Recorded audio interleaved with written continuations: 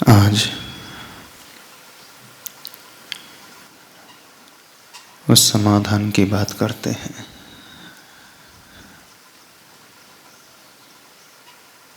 जिसके माध्यम से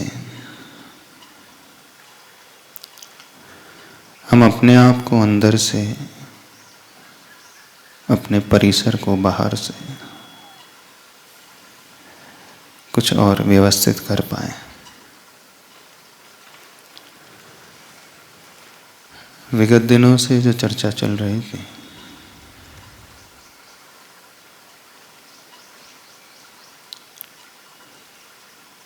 कैसे हम उन कर्मों को व्यवस्थित कर पाए, जिन कर्मों को हमने बांधा था, जिसके फलस्वरूप हमें वर्तमान में भुगतना पड़ता है।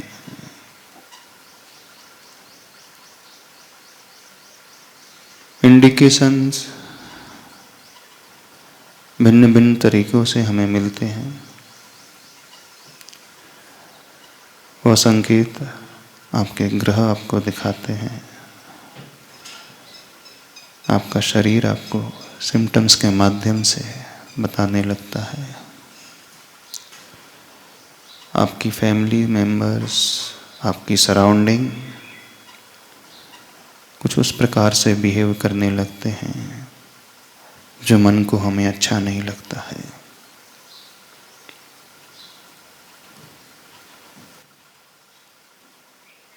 आज उसकी चर्चा करेंगे। जो कर्म हम बांध करके आए हैं, कैसे हम उसमें थोड़ा सा परिवर्तन कर पाए।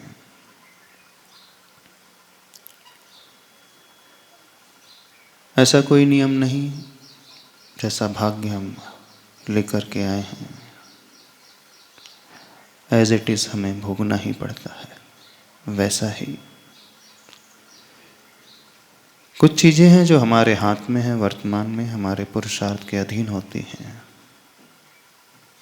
लेकिन कुछ ऐसी स्थिति होती है जो हमारे कंट्रोल के बाहर होती है। दोनों ही प्रकार की सिचुएशंस बनती हैं। कर्म उसी प्रकार के होते हैं। कुछ कर्म ऐसे होते हैं जिन्हें हम लिखा करके आए हैं, हम उन्हें चेंज नहीं कर सकते।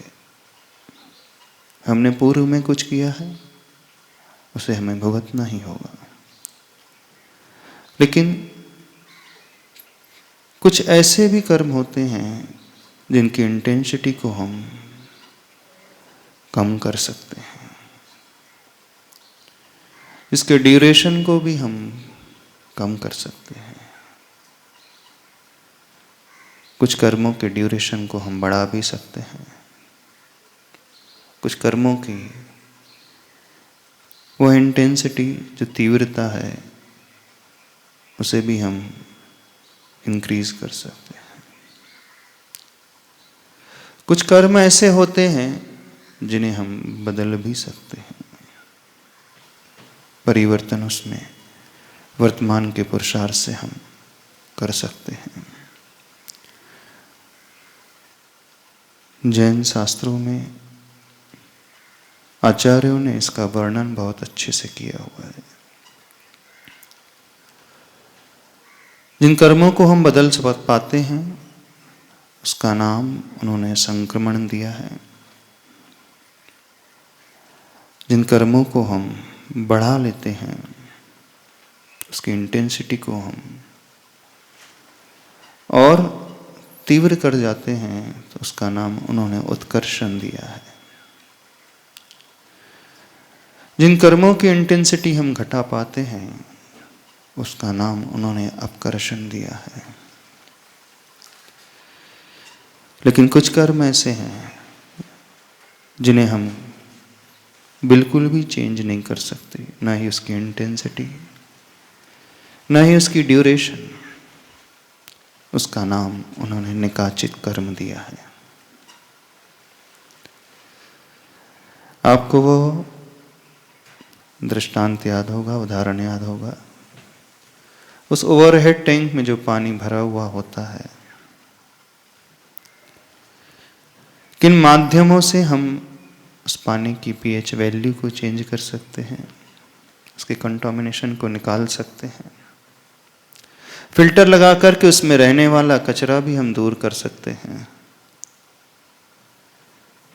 कुछ माध्यमों से उसकी जो ऑर्डर है, स्मेल अजीब ही प्रकार की आ रही है, थोड़ा चेंज भी कर सकते हैं।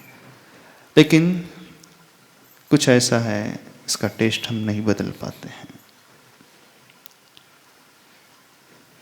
बस ऐसा ही हमारे साथ है। अब जिसे हम बदल सकते हैं, जिसकी इंटेंसिटी ड्यूरेशन को हम घटा बढ़ा सकते हैं, उसके लिए माध्यम क्या होते हैं, आज उसकी थोड़ी सी चर्चा करते हैं।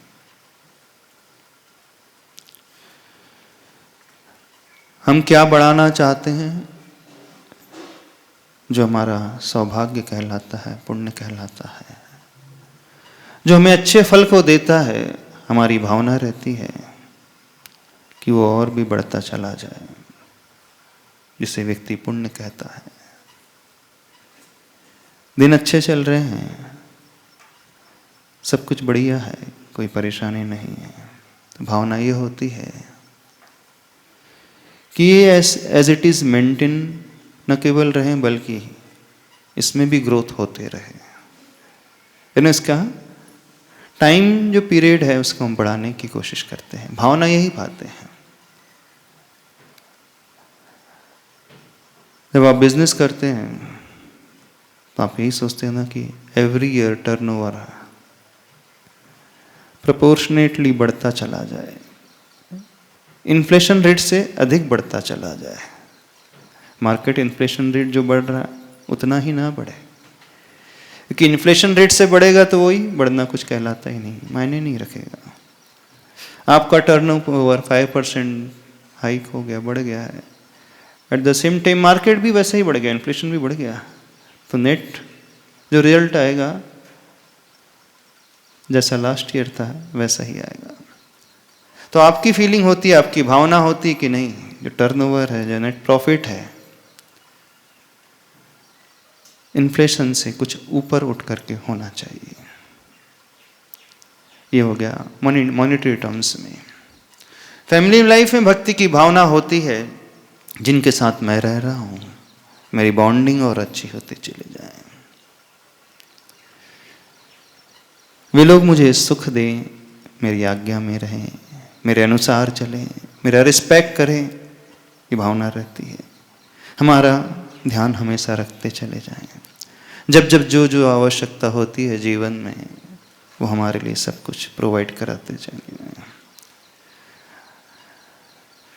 और इस बॉडी को लेकर के व्यक्ति जो चिंतित रहता है, नहीं किसी प्रकार की कोई बीमारी नहीं आना चाहिए, अभी बढ़िया हम फिट हैं,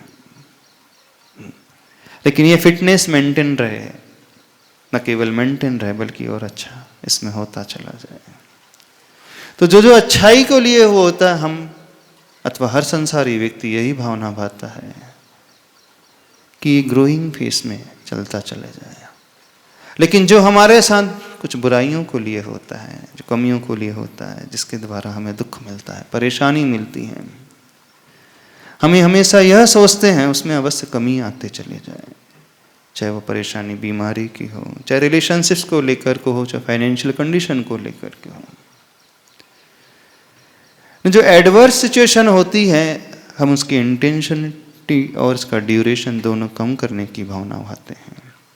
लेकिन जो हमारे फेवरेबल होती हैं, हमारे मन में ये भावना होती कि नहीं, ये फेवरेबल कंडीशन और अच्छी होते चले जाएं, तो जिसके प्रति हम भाव ये भा रहे हैं कि और बढ़ता चला जाए, अच्छा होता चले जाए, वो उत्कर्षण का नाम पा जाता है।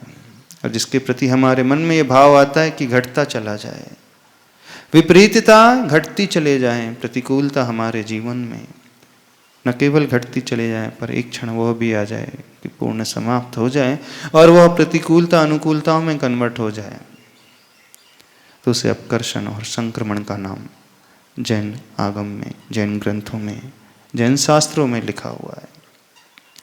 और बड़ा लॉजिकल ही है, कुछ भी ऐसा नहीं है जो इसमें इलॉजिकल हो। अब उसके कौन कौन से मीडियम हैं ये हमें समझना है, इसकी हमें चर्चा करना है।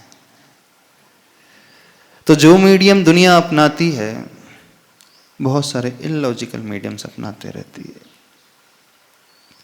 भावना तो हर व्यक्ति भाता, हर इंसान भाता है, अपना अच्छा भविष्य हो। वो अपने वर्तमान से सेटिस्फाइड नहीं रहता, अपने फ्यूचर को बहुत अच्छा देखना चाहता है। तो हर व्यक्ति अपने अपने ज्ञान के अनुसार, अपनी समझ के अनुसार सोचता है, बल्कि कुछ अपनाता भी है रास्तों को।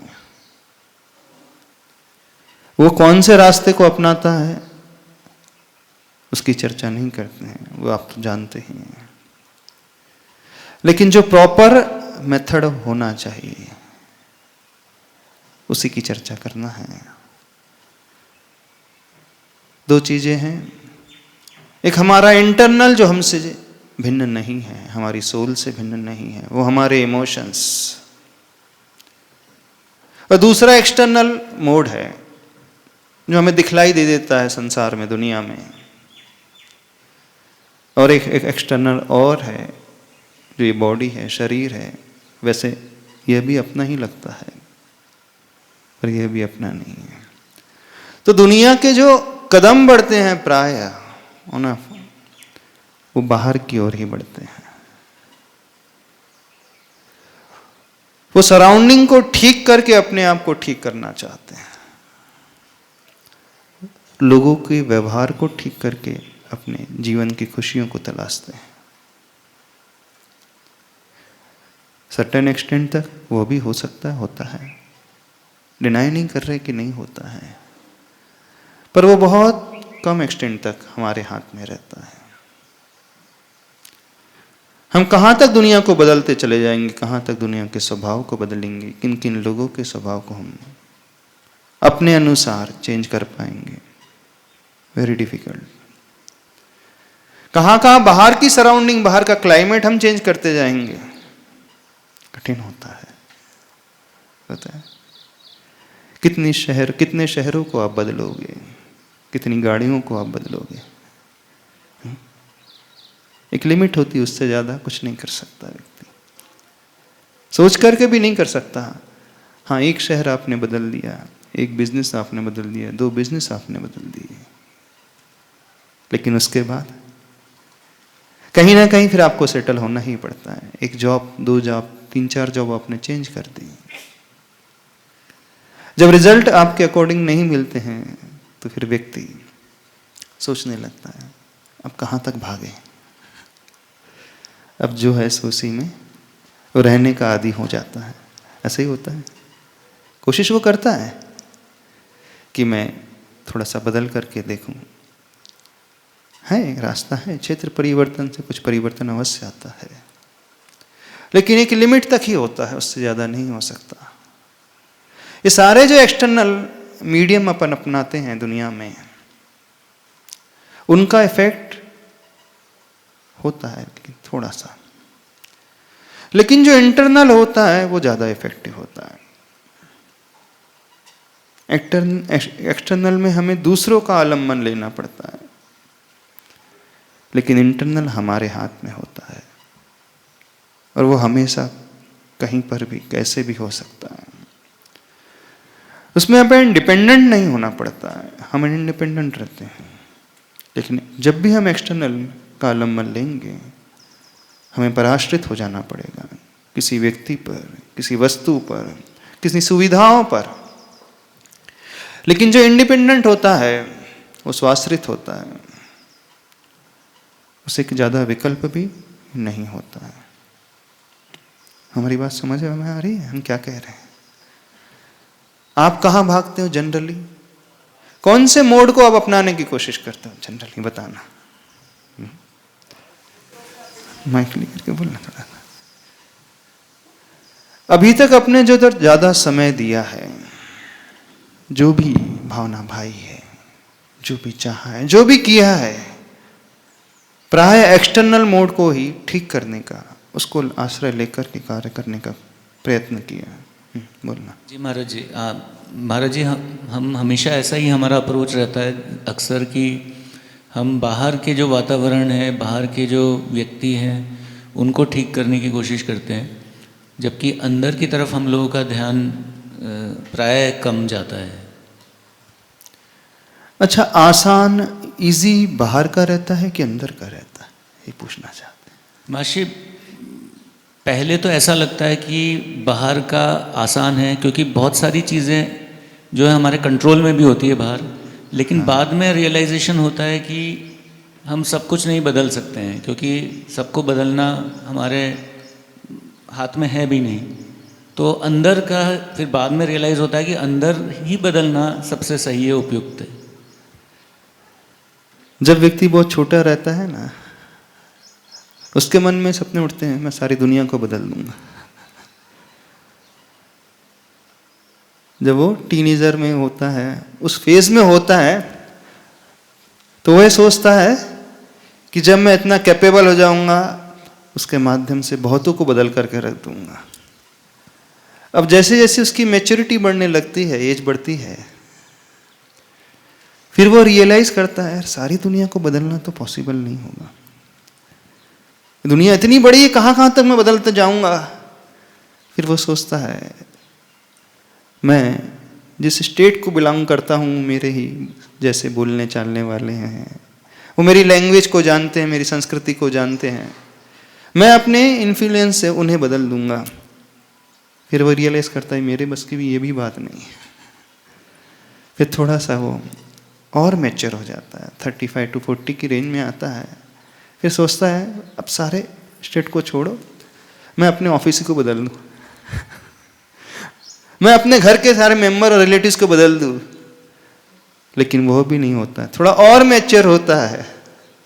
किस एज में जाकर के 45 में समझ में आने लगता है, 50 में समझ में आने लगता है यार ये बच्चे भी नहीं बदल पाते। हाँ, फिर वह रियलाइज करता है अब मुझे स्वयं अपने आप को बदलना पड़ेगा।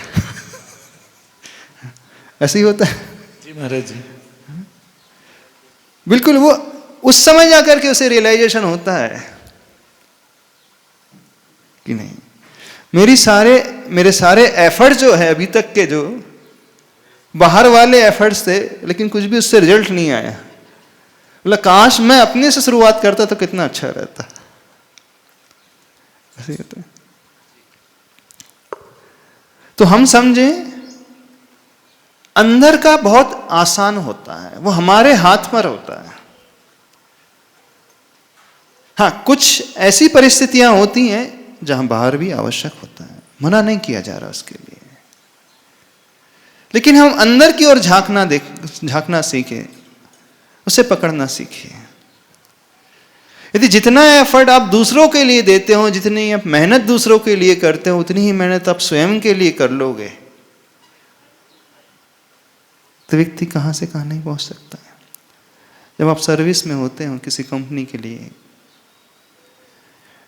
14 आवर्स डेली आप दे रहे हो,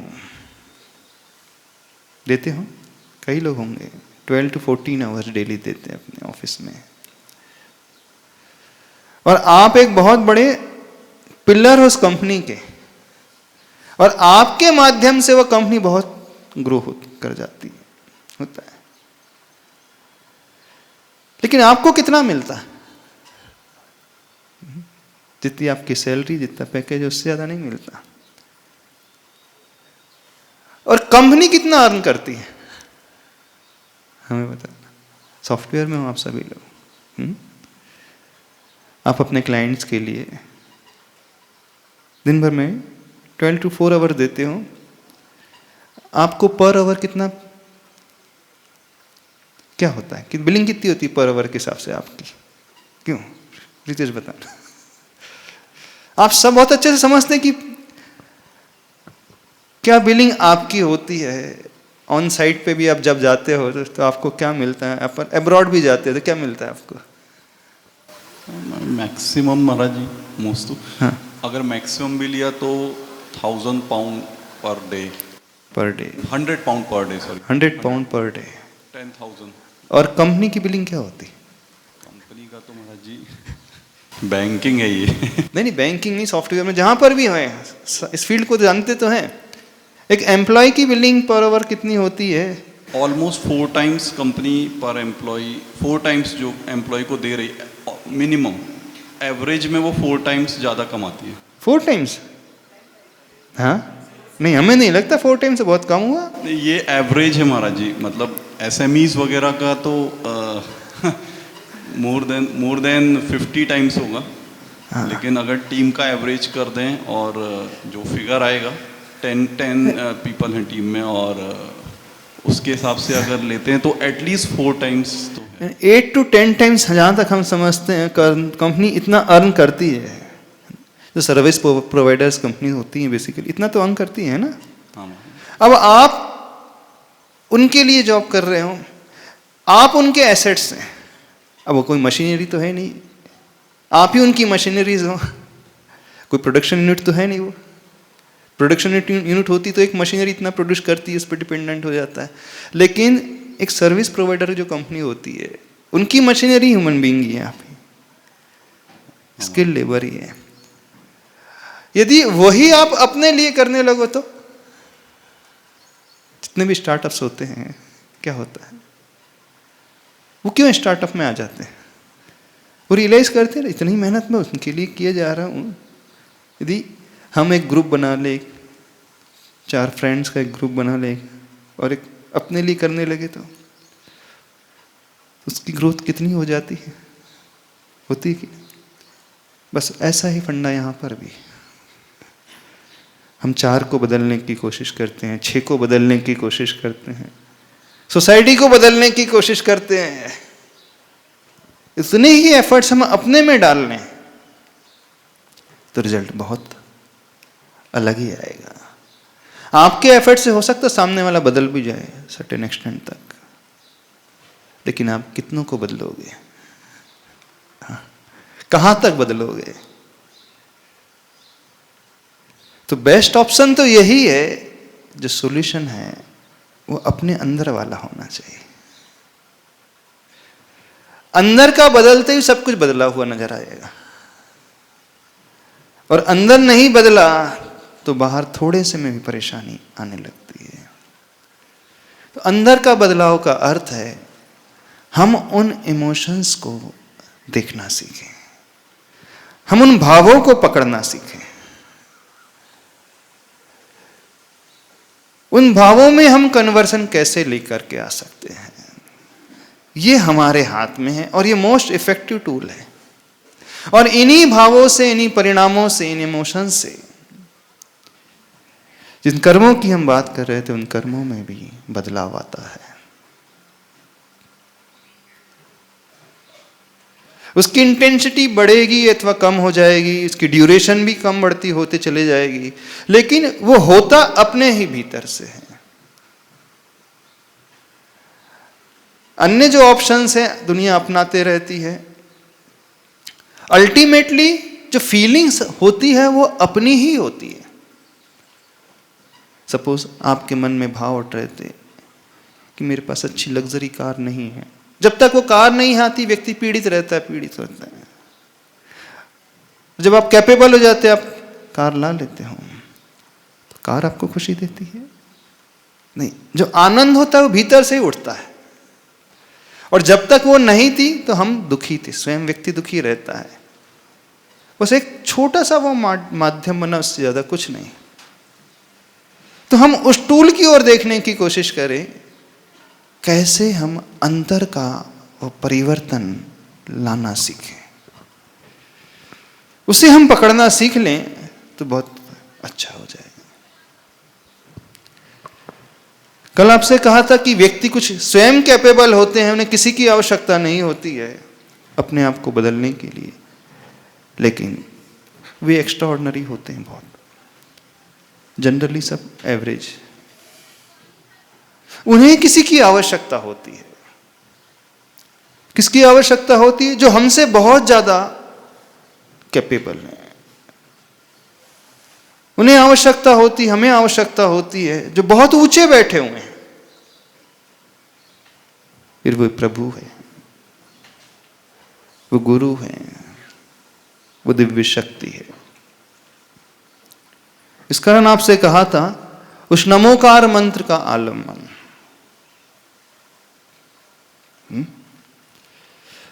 आप लोग जब पूजन करते हो प्रतिदिन, तो जिनवाणी में कुछ लिखा रहता है, सोमवार को कौन से भगवान की पूजा करना चाहिए, मंगलवार को कौन से भगवान की पूजा करना चाहिए, लिखा रहता है।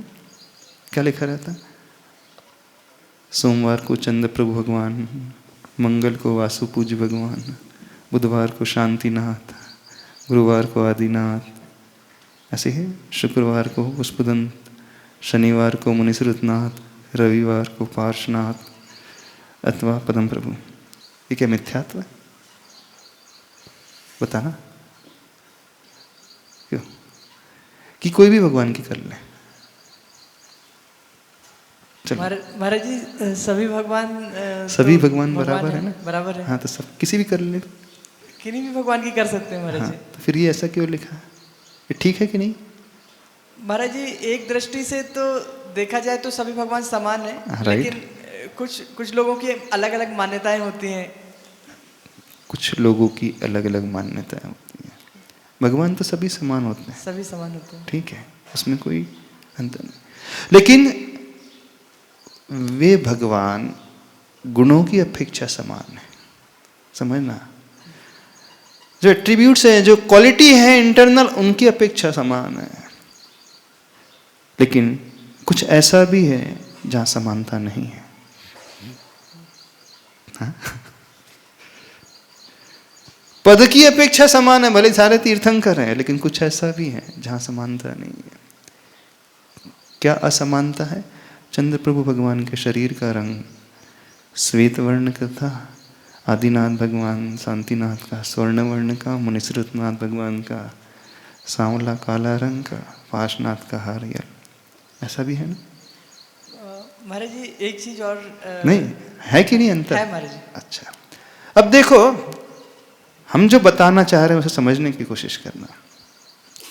हम क्या चाह रहे हैं कि हमें अपने इमोशंस को बहुत पावरफुल बनाना है, और हमें किसी ऐसे मीडियम की आवश्यकता है जिसके माध्यम से हम अपना इमोशन बहुत मजबूत बना सके। यदि हम उनकी क्वालिटीज को लेंगे तो फिर कोई अंतर, किसी भी भगवान को हम पूछ लें, लेकिन हमें एकदम से क्वालिटीज दिखलाई नहीं देती। हमें क्या दिखता है? इन आंखों से क्या दिखता है? समझना, इन आंखों से उनका शरीर दिखता है। उनके शरीर का रंग दिखेगा, उनकी हाइट नजर आएगी, उनका रूप नजर आएगा। शास्त्र ये कहते हैं, ग्रंथ ये कहते हैं, जब किसी का गुणानुवाद किया जाता है, उसकी पूजा की जाती है, तो गुणों को लेकर के तो की ही जाती है, लेकिन उसके रूप को लेकर के भी, शरीर को लेकर के, उसकी फैसिलिटीज को लेकर के भी की जाती है। किसी व्यक्ति के साथ बहुत ज्यादा लाव लश्कर होता है, बहुत तामझाम होता है, तो हमारे लिए अट्रैक्शन का पॉइंट बन जाता है कि नहीं? अभी क्वालिटीज को हम नहीं देखते। हाँ, प्राइम मिनिस्टर आता है, उससे पूर्व में जो कलेक्टर है सारी फैसिलिटीज को जुटाने के लिए लग जाता है। इतनी सारी टीम्स आती हैं विजिट करने के लिए। कोई बहुत बड़ा आदमी आता है तो उससे पहले उसका बाहर का वो रूप रंग न चला जाता है, तो उससे हमें अंदाजा लगता है कि वो व्यक्ति बहुत ऊंची कीमत रखता है अपने में, उसकी वैल्यू बहुत अलग ही प्रकार की, उसका स्टेटस अलग प्रकार का है। तो उसका स्टेटस हम उसके बाहर ही, उसकी सराउंडिंग से जानते हैं। तो वह सराउंडिंग हमारे लिए एक मीडियम बन गई उस व्यक्ति तक पहुंचने का। तो ऐसे ही प्रभु का वह शरीर का रंग भी एक माध्यम बनता है हमारे इमोशन को, हमारी विशुद्धि को, हमारे भावों को निर्मल करने के लिए। जब आपका ग्रह कह रहा है कि चंद्रमा वीक है, अब सुनना ध्यान से, तो हमारी विशुद्धि उससे बढ़ेगी जो उस प्रकार का रूप लेकर के रखेगा। जब वो कह रहा है कि आपका वाटर एलिमेंट कमजोर है आपकी बॉडी में, कफ का डिसबैलेंस है आपकी बॉडी में, अथवा आपके ग्रह दिखा रहे हैं कि पर्टिकुलर ग्रह नक्षत्र प्रॉपर लोकेशन में नहीं है, अब हम उस व्यक्तित्व को याद करेंगे जो बाहर से स्वरूप को रखे हुए है। अथवा नमो अरिहंताणम, नमो सिद्धाणम, नमो आयरियाणम, नमो वज्राणम, नमो लोहे सविजाणम। ये 5 पद है। अब देखना 5 पद में अरिहंत, सिद्धाचार, उपाध्याय और साधु गुरु हैं। अब एक एक जो पद है उसका जो रंग भी है, white, red, yellow, green and black और डार्क ब्लू। ये जो 5 कलर और कुछ नहीं है, 5 एलिमेंट्स के कलर है। समझना, 5 तत्वों के कलर है। जल तत्व वाइट कलर, अग्नि फायर एलिमेंट रेड कलर, वायु तत्व एयर एलिमेंट ग्रीनिश, और येलो कलर पृथ्वी तत्व, और ब्लैक डार्क ब्लू आकाश तत्व। तो आपकी बॉडी में इन तत्वों को लेकर इम्बैलेंस है, अथवा उन ग्रहों का जो कलर है। अब हम क्या कर रहे हैं, 2 तरीके हैं। किसी तीर्थंकर विशेष भगवान विशेष को अपने ध्यान का विषय एक तरीका है, मेडिटेशन में उन्हें उस रूप में ध्यान। दूसरा तरीका है उनका गुणानुवाद, उनके गुणों का स्मरण, उनकी पूजा करना। जब आप वासुपूज्य भगवान की पूजा कर रहे हो, क्योंकि उनके शरीर का रंग लाल है, पद्म प्रभा पद्म पलाशलेश, पद्म प्रभु भगवान के शरीर का रंग लाल है। फायर एलिमेंट, मंगल ग्रह, सूर्य ग्रह, देखना सारे के सारे इंटरकनेक्टेड हैं। हमारी बॉडी, आपको कैश फ्लो की प्रॉब्लम है, तो उस प्रभु को याद करते ही, क्योंकि दृष्टि में उनका रंग आ रहा है, उनका इमेजिनेशन करते, धारणा बनाते ही अब हमारा जुड़ाव उनसे बहुत इजीली हो जाएगा। वो फ्रीक्वेंसी मैच कर जाएगी। वो पर्टिकुलर जो प्लेनेट है उसका जो ग्रेविटेशनल फोर्स है वो मैच करता चला जाएगा। और यदि हम गुणों को लेकर के पूजा कर रहे हैं तो फिर किसी भी तीर्थंकर की कर लो। यदि आप इतने कैपेबल हो, विदाउट बॉडी को लिए आप सीधे गुणों तक पहुंच जा रहे हो, फिर 24 में से नहीं, सामान्य केवली की भी करो, किसी भी भगवान की कर लो, कोई अंतर नहीं। क्योंकि आपकी दृष्टि में वो अनंत सुख है, ज्ञान है, दर्शन है, वीर है, जो एट्रीब्यूट्स है वो नजर आ रहे हैं। लेकिन हर व्यक्ति वहां तक डायरेक्ट नहीं पहुंच पाता है, तो आपको भगवान की प्रतिमा का आलम्बन लेना पड़ता है, मूर्ति का आलम्बन लेना पड़ता है, उस रंग को देखना पड़ता है, उस शेप को देखना पड़ता है, उस रूप को देखना पड़ता है। तो जो जिनवाणी में लिखा है, शास्त्रों में लिखा है कि शनिवार को मुनि सूरतनाथ भगवान की पूजा करो, तो मिथ्यात्व नहीं है, समझना। उसमें कुछ भी ऐसा इर्रेलेवेंट नहीं है। वो सिर्फ इसलिए है कि उस रंग से हमारा मैच बहुत इजीली हो जाएगा जब हम उन प्रभु को लेंगे। और उन प्रभु को, प्रतिमा को लेते ही, उनके रूप को ध्यान में लाते ही वो हमारी फ्रीक्वेंसी, उस ग्रह की फ्रीक्वेंसी उस पूरी मैच होते चले जाएगी। वो विशुद्धि को बढ़ाने में एक बहुत बड़ा हेतु बनता है, कारण बनता है। अल्टीमेटली हम कर क्या रहे हैं, अपने इमोशंस को मजबूत कर रहे हैं। समझने की कोशिश करना क्या चल रहा है। अथवा नमो अरिहंताणम, अब ये मंत्र है। अब हम भगवान को नहीं ले रहे, प्रतिमा को नहीं ले रहे, अब हम इस पद को ले रहे हैं, इस मंत्र को ले रहे हैं। तो वाइट रंग से जब हम अपने ज्ञान केंद्र में उस बीजाक्षर से सहित उस मंत्र को लिखा हुआ विजुलाइज करते चले जाएंगे, एकाग्रता लाते चले जाएंगे, तो हमारा पूरा का पूरा जो ध्यान है उस रूप होते ही वो जो ग्रेविटेशनल फोर्स पर्टिकुलर उस प्लेनेट का है, माध्यम बन रहे हैं वही अरिहंत भगवान, जुड़ाव हो रहा है उससे, और हमारे बॉडी में रहने वाला वो एलिमेंट वो बैलेंस होता चला जाएगा। लेकिन अंदर क्या भाव पैदा हो रहे हैं? भाव, चूंकि हम उनके ऑरा में आ रहे हैं, उनसे जुड़ रहे हैं, तो हमारे भीतर एक पॉजिटिविटी क्रिएट होते चले जा रही है, हमारा विश्वास बढ़ता चला जा रहा है। अब देखना, ये निदान भी नहीं है, आकांक्षा नहीं है, हम भगवान से कुछ मांग नहीं रहे हैं।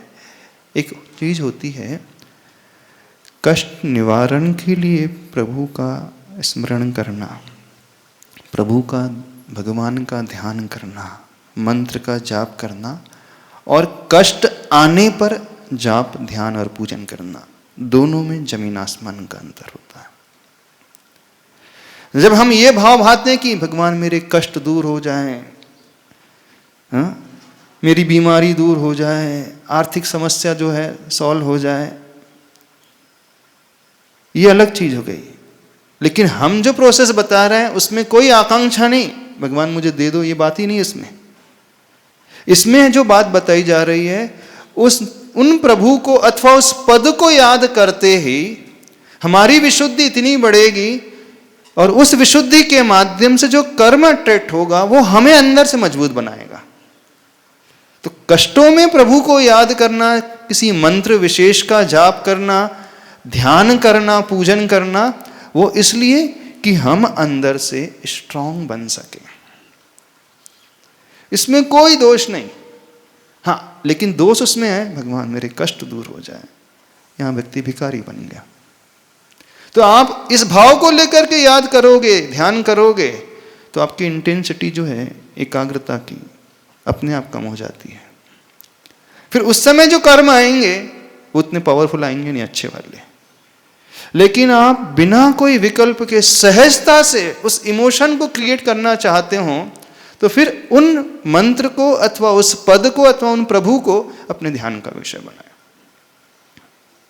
क्या समझ रहे हो? समझ में आ रही? अर्लियर हमने आपसे कहा था कि जो व्यक्ति इतने स्वयं कैपेबल हैं, उन्हें किसी मंत्र की आवश्यकता नहीं, ठीक है, वो भी कर सकते हैं। किसी प्रभु की आवश्यकता नहीं, वो भी हो सकता है। वो इमेजिन करेंगे, विजुलाइज करेंगे एक दिव्य डिवाइन एनर्जी को। अब समझना, क्योंकि आप कह सकते हो कि दुनिया में बहुत सारे ऐसे लोग हैं जिनके पास ये मंत्र नहीं है, नमो ओरियंताणम नहीं है, पर वे भी तो अंदर से बहुत स्ट्रांग हो जाते हैं। आप आर्ग्यू कर सकते हो, क्वेश्चन उठ सकता है व्यक्ति के मन में कि जिनके पास ये मंत्र नहीं है, जिनके पास ये प्रभु नहीं है, भगवान नहीं है, वो एक डिवाइन एनर्जी को अपने थॉट प्रोसेस में लेकर के आते हैं।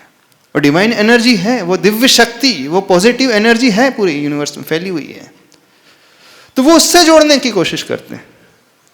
लेकिन जिसे पूरा नॉलेज है, वो और अच्छे तरीके से इस मंत्र का आलम्बन लेकर के अपने इमोशंस को उस प्रकार का बना सकता है।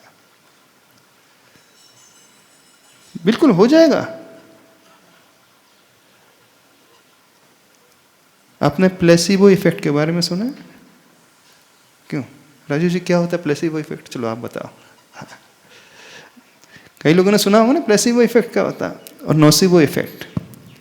महाराज जी, ये मेडिकल साइंस से रिलेटेड एक टर्म है। हाँ, प्लेसिबो का मतलब ये होता है कि यदि किसी मरीज को हाँ, एक सामान्य दवा दे दी जाए, जैसे चीनी की एक गोली बना करके, और उसको ये बताया जाए कि जो उसको बीमारी है उसकी ये दवा है, और अगर उसको वो श्रद्धा से विश्वास के साथ लेता है तो वो एक चीनी की गोली भी उसके ऊपर असर कर जाती है और वो रिकवर हो जाता है। यही होता है ना प्लेसिबो इफेक्ट। यानी कि वो जो मेडिसिन उसे दी जा रही है, दवा उसे दी जा रही है, उसमें कुछ भी ऐसा कंटेंट नहीं है, लेकिन उसके थॉट प्रोसेस में क्या आ गया है, मैं दवाई खा रहा हूं।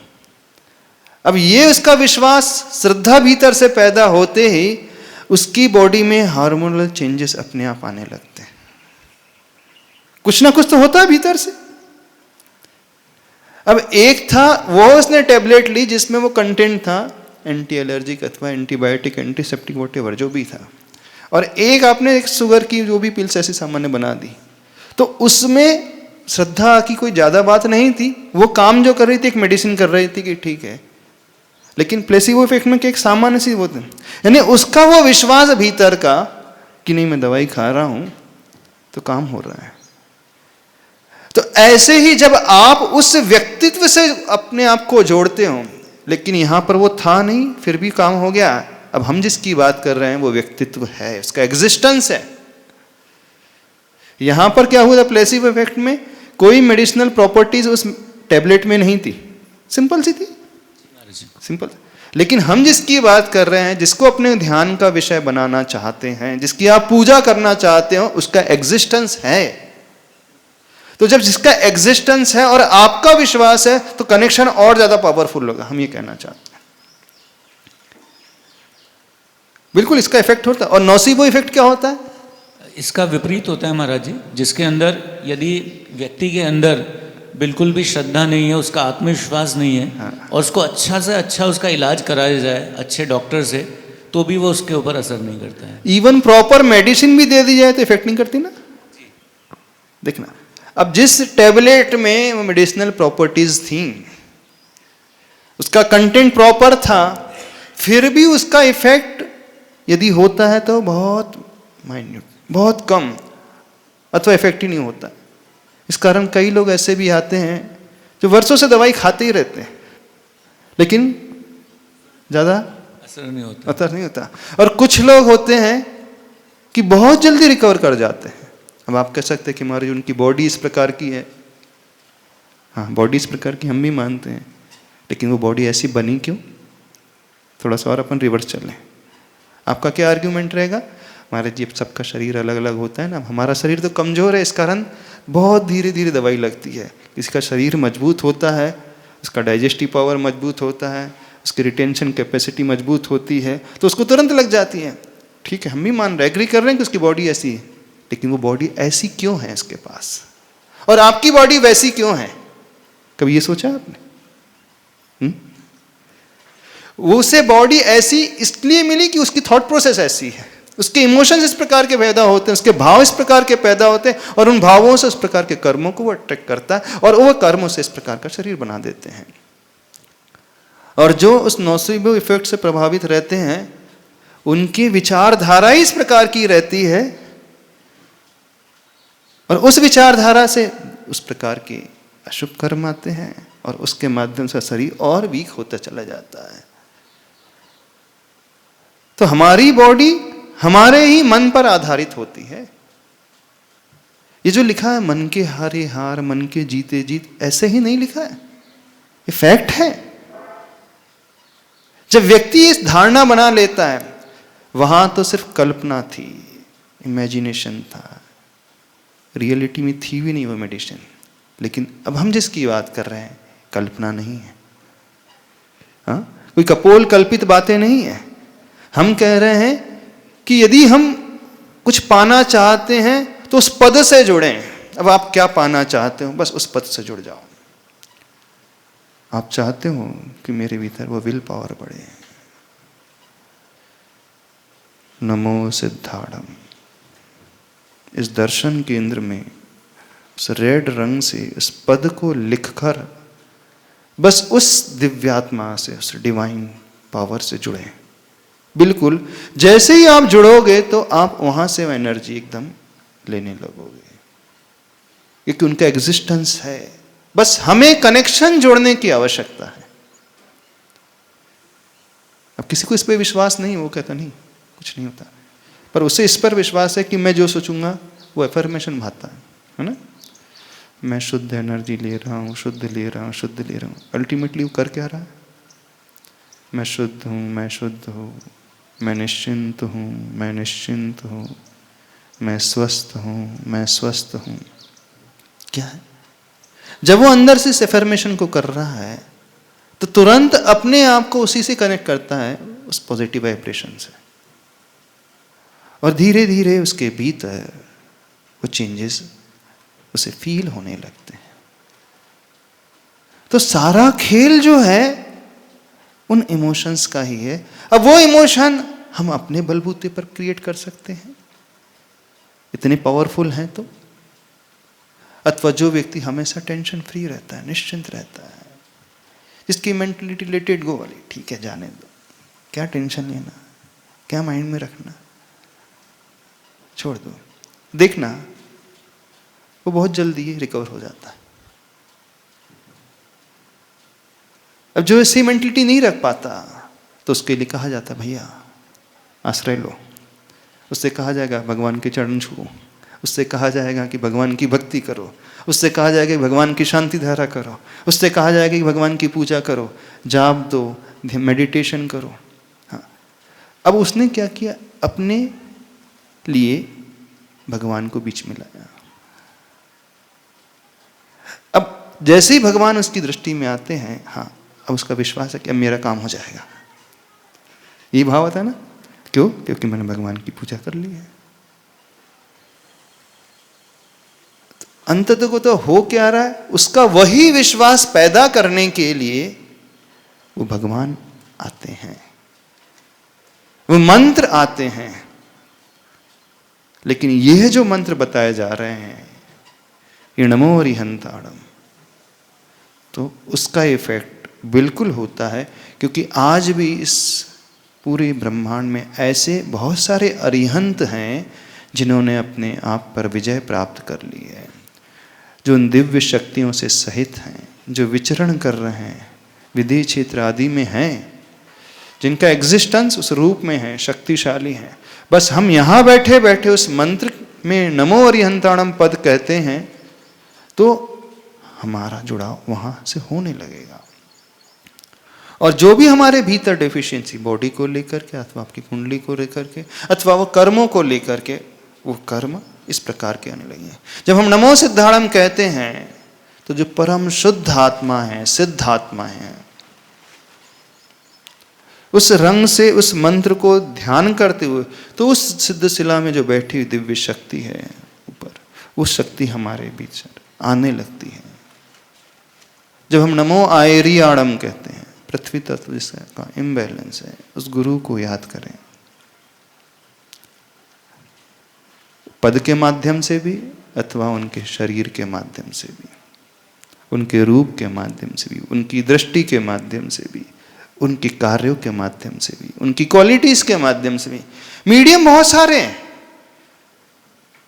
हमारे लिए जो उपयुक्त हो जाए, जो हम पकड़ पाए, जिससे हमारा कनेक्शन जुड़ जाए। तो अलग अलग टाइप्स के लोग होते हैं, सबको अलग अलग टाइप से सिखाया जाता है, समझाया जाता है।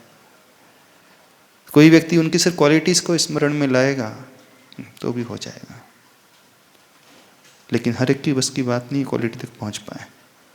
उससे कहा जाता है ठीक है आप उनके रूप को विजुलाइज कर लो, हाँ तो हाँ वो दिखने लगेगा, आचार्य दिखने लगे अब तो बस, तो कनेक्शन हो जाएगा आपको। बोले वो भी थोड़ी देर रहता है फिर चला जाता है रूप भी, हाँ तो फिर कहा नमो आयरियाणम, पद में ध्यान लाओ। पद में ध्यान भी थोड़ी देर लगता है फिर भटक जाता है मन, है ना। देखना मैं आपका तरीका बता, थोड़ी देर अपन पढ़ते हैं नमो आयरियाणम, भटक गया मन, तो उनके रूप पर केंद्रित करें, उनकी ओर, उनकी फेस की ओर। थोड़ी देर बाद मन वहाँ भी नहीं रुकेगा, फिर इधर उधर भागेगा। फिर उन्होंने जो कार्य किए हैं अथवा उनकी जो क्वालिटीज हैं, अब हमने 4 से 5, जैसे उस बंदर के लिए एक पेड़ में बहुत सारे शाखाएं होती हैं, उछल कूद करते रहता है, एक जगह नहीं बैठता, स्थिर नहीं रहता है, इधर उधर उछलता रहता है, पर रहेगा वो पेड़ में ही रमा रहेगा। तो ऐसे ही हमने नमो आयरियाणम पद दिया, आचार्य भगवान का रूप लाया, अंदर से फिर उनके गुण लाए, फिर उनके कार्य लाए, फिर चरण लाए। हम भी घूम रहे हैं, हमारा मन भी उस बंदर की भांति घूम रहा है, लेकिन जो शाखाओं का वो आलम्बन ले रहा है वो सही है। एक जगह पद आ गया, एक जगह चरण आ गए, एक जगह उनका फेस आ गया, एक जगह उनके कार्य आ गए, एक जगह उनका पूरा शरीर आ गया, एक जगह उनके पूरे गुण आ गए, जिसमें हमारा टिक जाए थोड़ी थोड़ी देर के लिए। पर टिकेगा उसी वृक्ष में। वो बंदर घूम रहा है, उछल कूद कर रहा है उसी वृक्ष के डगालों में, इधर से उधर घूम रहा है, लेकिन कनेक्टेड है वो। तो हमारा मन भी कनेक्टेड रहेगा। समझ रहे हो, नहीं समझ रहे? इसलिए कहा जाता है ठीक है, वो कहते हैं कि भाई ऐसा करो, शांतिनाथ भगवान की पूजा करो बुधवार को, कोई गलत नहीं, कोई मिथ्यात्व नहीं है उसमें। जिनवाणी में जो लिखा है कुछ भी नहीं है। क्यों? क्योंकि वे शांतिनाथ भगवान जिनका रंग स्वर्ण जैसा है शरीर का। अब वो तत्व हमें चाहिए, बस गुरुवार को हम वो उन्हें याद करने लगेंगे। तो पीला रंग आते ही, वो तत्व आते ही हम उन तक, उनके गुण तक पहुंचते चले जाएंगे। हाँ। तो यह प्रोसेस है एक्सटर्नल से इंटरनल तक आने का। यहां भी आलम्बन ले रहे हैं हम, उन प्रभु का आलम्बन ले रहे हैं। प्रभु भी हमसे बाहर है, समझना। वो मंत्र भी हमसे बाहर है, लेकिन उस मंत्र को अब हमने अपने हृदय में इतना, अपने मन में, अपने दिमाग में इतना बैठा लिया कि अब वो हमारा ही हो गया, अब हमारी पर्याय बन गया है। वो प्रभु की प्रतिमा, वो उनका रूप अभी हमसे भिन्न है, लेकिन व्यक्ति लगातार उन्हें देखते रहे, फिर आंख भी बंद कर लेना ना, तो वही झलकते चले जाएंगे। यानी अब वो बाहर वाले प्रभु समाप्त हो गए, भीतर वाले भगवान आ गए। जब वो भीतर वाले आ गए तो हमारे अपने हो गए। और फिर उससे जो इमोशंस पैदा होंगे वो अलग ही प्रकार के होंगे, और उस इमोशन, उन भावों के माध्यम से जिन कर्मों को हम अट्रैक्ट करेंगे, अब वो अच्छे, शुभ, और पुराने जो अशुभ थे, पाप थे, उसकी इंटेंसिटी कम हो जाएगी, उसका ड्यूरेशन भी कुछ कम होता चला जाएगा। और कुछ थे ऐसे पाप वाले कर्म कन्वर्जन में आते जाएंगे। समझ में आ रहा है कैसे घटित होती है प्रोसेस? नहीं समझ में आ रही? कोई डाउट तो नहीं है आपको? क्यों? कोई डाउट तो नहीं है? क्या करना है, अब कैसे करना है वो तो कल बताएंगे। वो मेडिटेशन कैसे करना है, मेडिटेशन अपन कर लेंगे इसका, लेकिन ये प्रोसेस है, बड़ी अच्छी प्रोसेस है। अब जब आपको लॉजिक समझ में आ जाएगा ना, जिस व्यक्ति को ये लॉजिक समझ में आता है, फिर उसके बाद उसका जुड़ाव बहुत अच्छे से होता है, और उसके भाव बहुत अच्छे से फिर पैदा होंगे, विशुद्धि बहुत बढ़ती चली जाएगी। अभी जो भी आप एक्टिविटीज करते हो बिना लॉजिक समझे बस कर रहे हो, इसका कुछ फल ही नहीं मिलता। फिर आप स्टोन पहन रहे हो, फिर नाग नागिन के जोड़े को बहा रहे हो, फिर फलाने जगह चींटी को दान दे रहे हो, चींटी को आटा डाल, शक्कर डाल दो, कबूतर को, वो बोलता है ज्योतिष अजर, कबूतर को डाल दो, चींटी को डाल दो, मुर्गे को डाल दो, कुत्ते को डाल दो, फलाने को डाल दो। पर डालना ही है, आहार देना ही है, तो उत्तम पात्र को खोजो। यानी आपका दिया हुआ वो एक कुछ भी ग्रास, कुछ भी वस्तु, उसके पास जाकर के कई गुना बढ़ करके दूसरों के लिए काम में आ जाए, तो वो बहुत बहुत बहुत ज्यादा इफेक्टिव रहेगा। चींटी को, कबूतर, कुत्तों को डालने से कुछ नहीं, ज्यादा नहीं होगा। हाँ ठीक है, उन चींटी कबूतर की जान बच गई की, लेकिन मान लीजिए किसी योग्य जो है व्यक्ति को आपने हेल्प की, अब समझना, योग्य पात्र को आपने दान दिया, आपके उस दान के माध्यम से वह कई लोगों के जीवन को बदलता है, तो आपका दान उसी प्रपोर्शन में फलित होकर के आएगा। जैसे आपने वह ग्रास उन गुरु को दिया, आचार्य भगवान को दिया, आपका दिया हुआ आहार, आपके द्वारा दिया हुआ दान, वो भोजन, उनके भीतर पहुंचने से जो उनके भीतर शक्ति पैदा हुई, उस शक्ति के माध्यम से उन्होंने ध्यान किया, स्वाध्याय किया, तपस्या की, और दुनिया को उपदेश दिया। उनके प्रवचन को सुनकर, उनकी चर्या को देखकर, उनके रूप को देखकर कई लोग जो हैं पापों को छोड़ करके अपने जीवन को सात्विक बना ले रहे हैं। तो उन सारे लोगों का जीवन जो अच्छा बन रहा है, जो बैड हैबिट्स थी, बुरी हैबिट्स थी, वो छूट रही हैं, और अच्छी आदतें उनके भीतर पैदा होते चले जा रही हैं। जो एक सोसाइटी के लिए कुछ अच्छा कार्य करने लगे हैं, वो किसके माध्यम से? उन गुरु के माध्यम से, आचार्य भगवान के माध्यम से। आचार्य परमेश्वर ने किसके माध्यम से सब दिया? आपके दिए हुए आहार दान के माध्यम से। यानी आपने जो दिया वह आहार दान कई लोगों के जीवन को परिवर्तन करने में सहायक सिद्ध हो गया।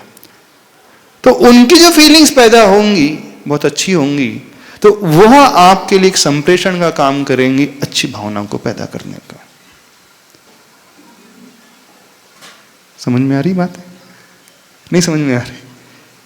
कई लोग बोलते हैं ना कि दान देने से क्या होता है, क्या फर्क पड़ता है? फर्क ऐसे पड़ता है, आपने किसी एक व्यक्ति को बचाया सपोज,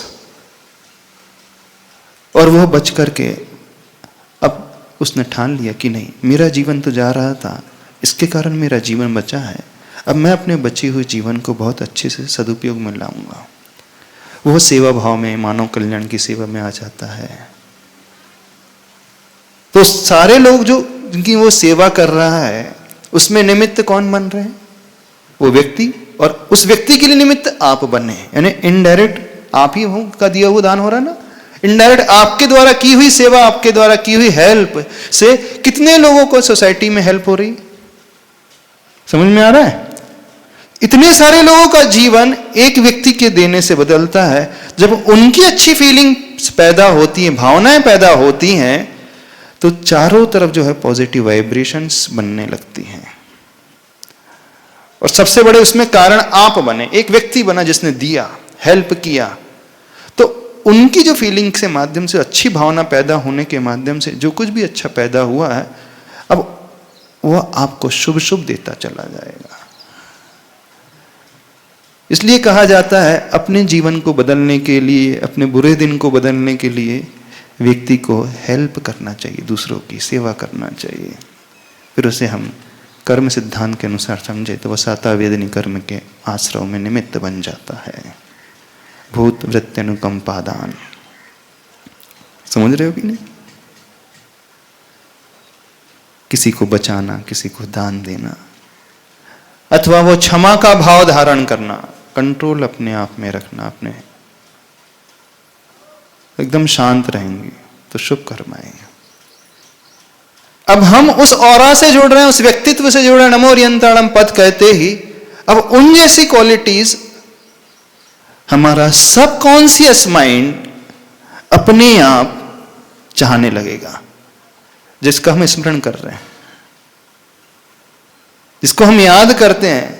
उससे क्या अंतर आता है? हमने नमो रियंताणम अथवा कहा ओम ह्रीम श्री शांतिनाथाय नमः, आपने पूजा में कहा, अथवा शांतिनाथाय जलम निर्वपामीति स्वाहा, ठीक है ना। ओम ह्रीम श्री पार्श्वनाथ जनेन्द्राय अर्घम निर्वपामीति स्वाहा, मोह अंधकार विनाशनाय अर्घम वटेवर, जो भी आपने समर्पित कर दिया, तो वो आपने उनको याद रख करके किया, समर्पित, उस द्रव्य चढ़ाया अथवा उस मंत्र का जाप किया, तो आपका जो अवचेतन मन है, सबकॉन्शियस माइंड है, उस सबकॉन्शियस माइंड में वो शांतिनाथ भगवान आ गए। अब देखना क्या होता क्या है।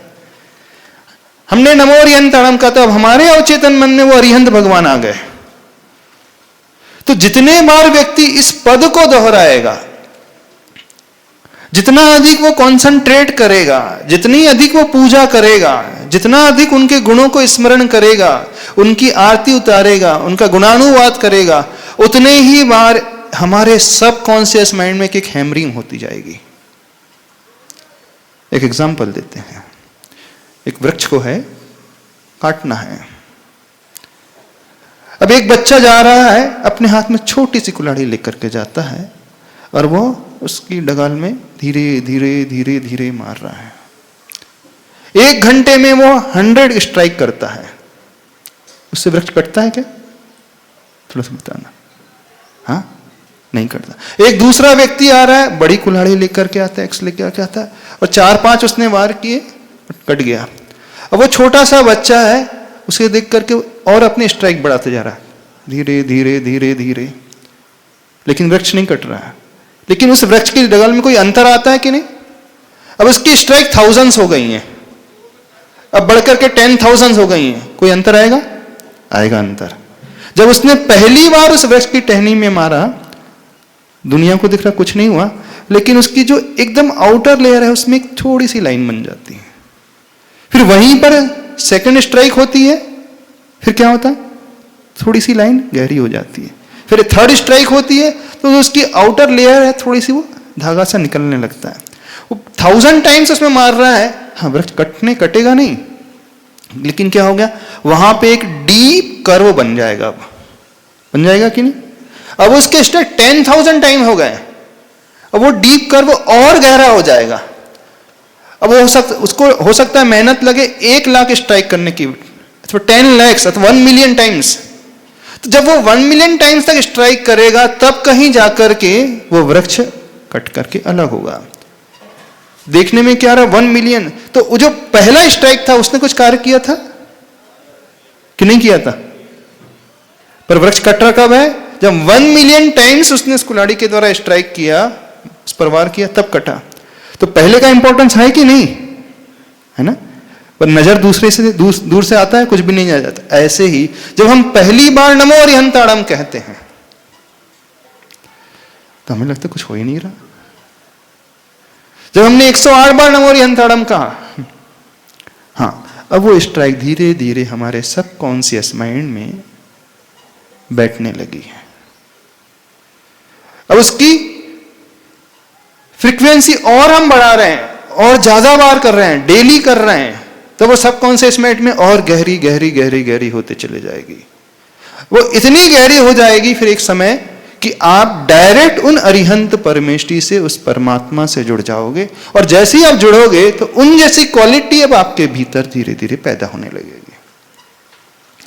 उन जैसी क्वालिटी हो जाएगी, यानी व्यक्ति अंदर से एकदम पवित्र हो जाएगा, उसके विचार बहुत अच्छे हो जाएंगे, उसकी कषाएं जो हैं, पैशंस जो हैं, एकदम कंट्रोल हो जाएंगी। जब ऐसा हो जाएगा तो जो कर्म आएंगे वो शुभ कर्म आएंगे। जो पुराने बुरे कर्म थे सर्टेन एक्सटेंट में उनमें संक्रमण हो जाएगा, नहीं परिवर्तन हो जाएगा। उनकी कुछ इंटेंसिटी जो है कम हो जाएगी, तीव्रता थी अशुभ कर्मों की, प्लस उनका ड्यूरेशन जो पहले कम था फल देने वाला, अच्छा कर्म की ड्यूरेशन बढ़ेगा और बुरे कर्म का ड्यूरेशन कम हो जाएगा। तो समझ में रहे हो काम कैसे होता है? नहीं समझ में आ रहा? तो ये सब हमारे अंदर से चल रहा है, ये सारी प्रोसेस इंटरनल घटित हो रही हैं। एक व्यक्ति उसको ठीक करने के लिए स्टोन का आलम्बन ले रहा, वो बहुत ऊपरी तरीका और वो ज्यादा इफेक्टिव भी नहीं है, लेकिन ये बहुत ज्यादा इफेक्टिव है। फिर इससे जो मिलेगा धीरे धीरे सब कुछ मिलता जाएगा। तो वह जाप, वह मंत्र, वह पाठ, वह पूजा इफेक्टिव है, लेकिन वह उस छोटे से बच्चे की भांति है। लेकिन जब व्यक्ति मेडिटेशन करता है तो वो कैसा है? जो बड़ा व्यक्ति एक बड़ी कुल्हाड़ी लेकर के जा रहा था, उसने 10 ही मिनट में पेड़ काट करके अलग कर दिया। तो वो मेडिटेशन ये काम करता है। समझ रहे हो कि नहीं? काम वह भी कर रही है, जाप भी कर रही है, पूजा भी कर रही है, काम मेडिटेशन भी कर रहा है। लेकिन meditation is the most effective tool, सबसे ज्यादा इफेक्टिव है। उसके माध्यम से हम डायरेक्ट उस परमात्मा से जुड़ जाते हैं, और जब डायरेक्ट जुड़ जाते हैं तो हमारा अंतरंग भी परिवर्तित होने लगता है। Any doubts? कुछ पूछना है? समय हो रहा है, हाँ बोलिए। अच्छा पूछिए।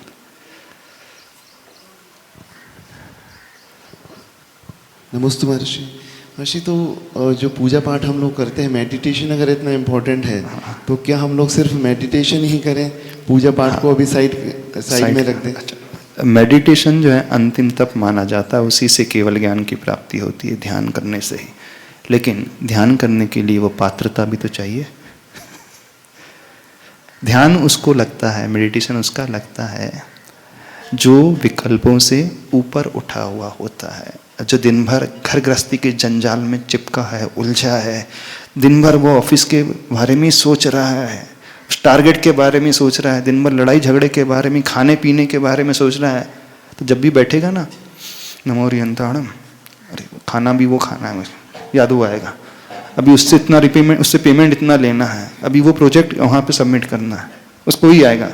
तो इनिशियल स्टेज में उसके लिए वो हेल्प नहीं, उसकी इनिशियल स्टेज में उसके लिए पूजा आती है, क्योंकि जब वो गुणानुवाद करता है, गाकर के पूजा करता है, तो वो बहुत आसानी से जुड़ जाता है।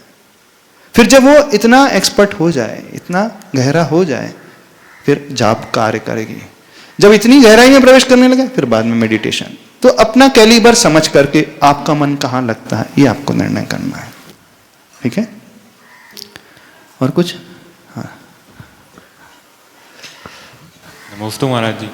महाराज जी, जैसे हम जाप देते हैं तो 9 बार नमोकार मंत्र पढ़ते हैं, या अगर हम जल्दी 9 बार नमोकार मंत्र जैसे जल्दी जल्दी पढ़ लिया और एक ही जाप दे रहे हैं बहुत अच्छे से, मतलब एक ही बार, तो बेस्ट कौन सा है?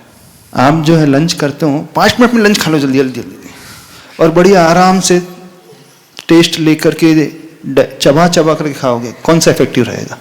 चबाने वाला। बस वेरी सिंपल।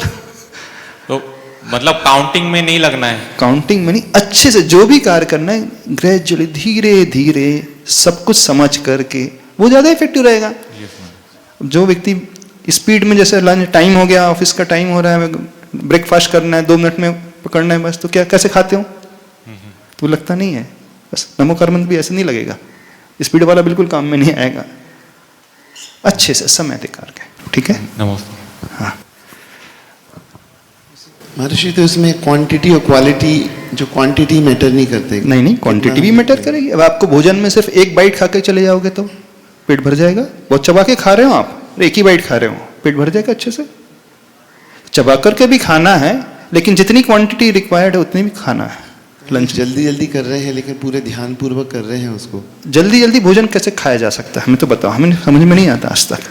हम लोग का तो ऐसे 5 मिनट में भी हो जाता है कभी। नहीं तो फिर वो जो आपने भोजन किया उसका पूरा रस कन्वर्ट नहीं होगा, डाइजेशन प्रॉपर नहीं होगा, कहीं ना कहीं साइड इफेक्ट्स आपके डाइजेस्टिव सिस्टम में पैदा करेगा। ये तो सिंपल सा रूल है। तो quantity and quality both important, दोनों इंपॉर्टेंस अपना रखती हैं। ऐसा नहीं कि क्वालिटी से ही अकेले काम चल जाएगा, क्वांटिटी जितनी है वो भी होना चाहिए और क्वालिटी तो होना ही चाहिए। नमस्ते महाराज जी। महाराज जी, ऑफिस में जनरली लंच टेबल पर डिस्कशन में पूछा जाता था कि जैन धर्म में ध्यान कौन सा होता है। हाँ, तो अभी तक की स्थिति, मतलब 5 साल के पहले की स्थिति ऐसी थी कि हम लोग बोलते थे कि ये जनरल श्रावकों के लिए ध्यान नहीं है, होता है हमारे नहीं, किसने कहा ध्यान नहीं होता? होता है, बिल्कुल होता है, पर धीरे धीरे वो छोटे से बच्चे की भांति है, वही प्रभाव करता है। पर वो भी जो फर्स्ट स्ट्राइक भी काम कर रही है कि नहीं करती है काम। हाँ, उन मुनियों से कंपेयर करोगे तो वो तो नहीं हो पाएगा, जो एकदम से आता है कुल्हाड़ी लेकर के सीधे 4-5 बार में अलग कर देता। तो ये जनरल पब्लिक का सवाल था, मतलब जो हमारे जो नॉन जैन्स रहते थे, तो क्योंकि हमें भी नहीं पता था कि श्रावक रियली ध्यान में बैठ सकता है क्या। श्रावक प्रैक्टिस तो करता है, अभ्यास तो करता है, धीरे धीरे वो भी अपने कषाय में कंट्रोल करता है, धीरे धीरे, पर बहुत ग्रेजुअली होगा इफेक्ट तो होता है। तो महाराज जी, जैसे तो अब कल हम ध्यान करेंगे नमोकार मंत्र का, कैसे उसे अपने जीवन में हम धारण करेंगे, कल उसको प्रैक्टिकल तरीके बताएंगे। ठीक है, ठीक है महाराज आज इतनी रखें। जी महाराज। बोलिए आचार्य परमेष्टि गुरुदेव श्री विद्यासागर जी महाराज की।